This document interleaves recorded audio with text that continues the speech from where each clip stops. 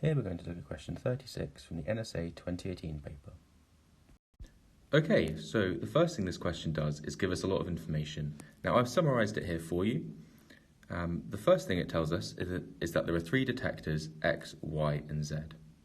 The question then tells us that an earthquake occurs close to the surface of the Earth. We're told the earthquake travels at 4 kilometers per second, and then the X and Y detect the earthquake at the same time. Finally, we're told that Z detects the earthquake 1 minute after X and Y have detected them. Next, the question gives us three different statements and asks us whether they're true or false. So the first of these is that the origin of the earthquake is at the midpoint of the line XY. The second is that Z is equidistant from X and Y. Equidistant meaning the same distance from both X and Y. And Z is no more than 240 kilometers from X and Y.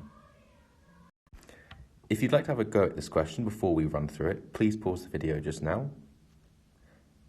Otherwise, let's get on. So the best thing to do is probably to work through the statements one by one and work out if they sound like they could be true or whether they'd be false. So let's look at statement 1 first of all. So first of all, let's draw a diagram of X and Y, and let's imagine our earthquake occurring at the midpoint of between the 2 points. Now doing this would satisfy our first condition, that X and Y would detect the event at the same time.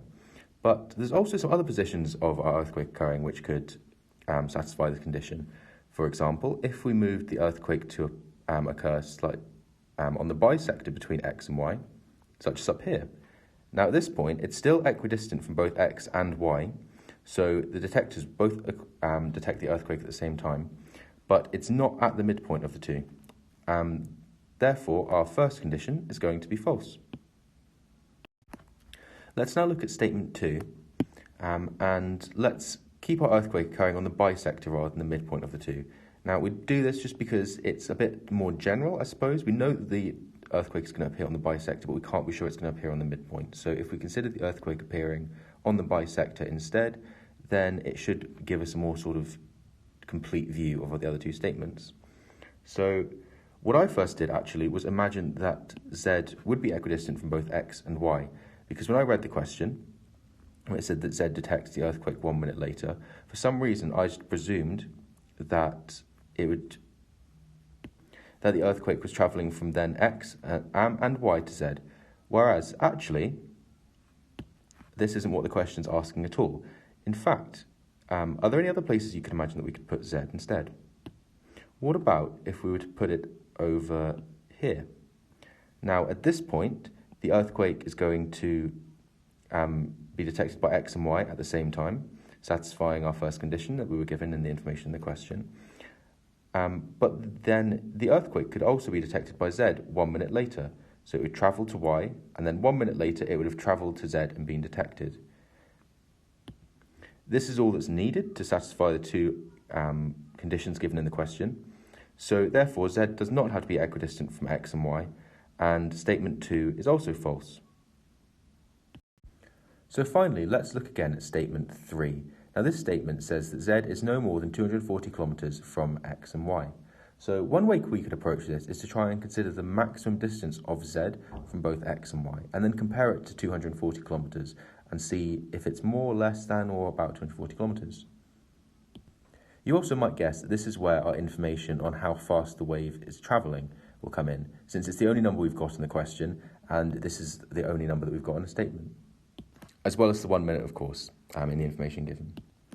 So to try and think about this question, I'm actually going to move where we put our Z location.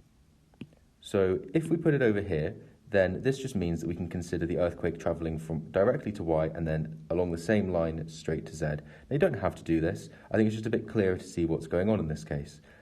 Due to the circular nature of the wavefront of the earthquake, we'd have to try and think about the earthquake moving to Z and the time between the two detections. So you could, of course, do it that way. It's just this way might be a bit clearer to see what's going on. So now, let's try and have a think about how far our point Z is from Y. So to think about this, we can use the information we were given. So we're told that the wave travels 4 kilometers per second, and then it takes 1 minute for the wave to travel from y to z. So we can work out the distance between y and z in this nice easy case.